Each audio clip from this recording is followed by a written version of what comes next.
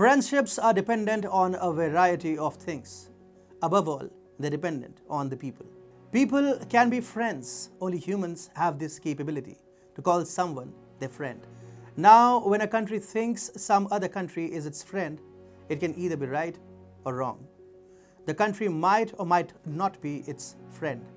There are many countries which share friendships around the world. The United States shares it with the United Kingdom. India shares it with Russia. And Australia shares it with New Zealand.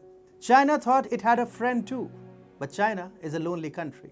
It thought Germany would stay beside it forever. But China's friendship was with Angela Merkel and not Germany itself. Angela Merkel is gone.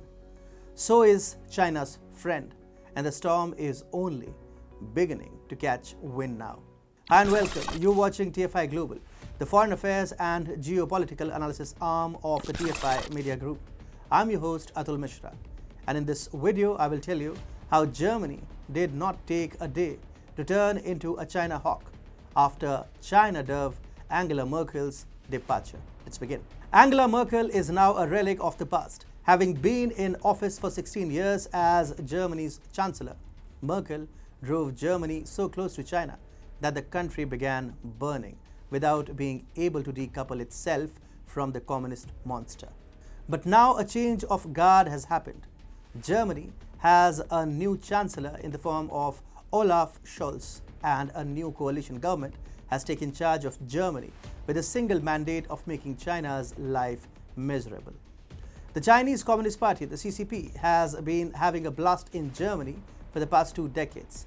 Now China is all set to be kicked in the shins by Germany's new coalition government. Germany's Social Democrats, or the SDP, Green Party, or the Greens, and Liberal Democrats, or the FDP, have entered into a coalition government. The 3 parties recently presented their long-awaited agreement, and this document promises to be the end of China's fortunes, not just in Germany, but within the European Union as a whole.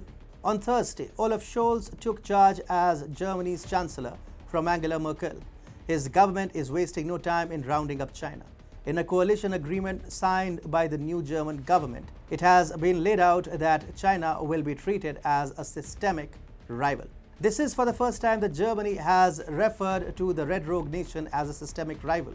The agreement also commits to working out a comprehensive China strategy as part of the joint EU-China policy to be able to realize our values and interests in the systemic rivalry with China. The document also calls for the international participation of democratic Taiwan, points to human rights violations in Xinjiang, and demands a restoration of the one country, two systems policy in Hong Kong. Most importantly, the coalition agreement, which has laid out the new government's broad policies, targets China by calling for greater scrutiny of foreign investments in Germany's critical infrastructure.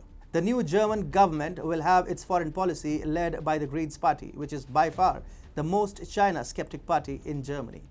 Its leader, Annalena Baerbock, has been made Germany's new foreign minister, and she is not pulling her punches in any manner.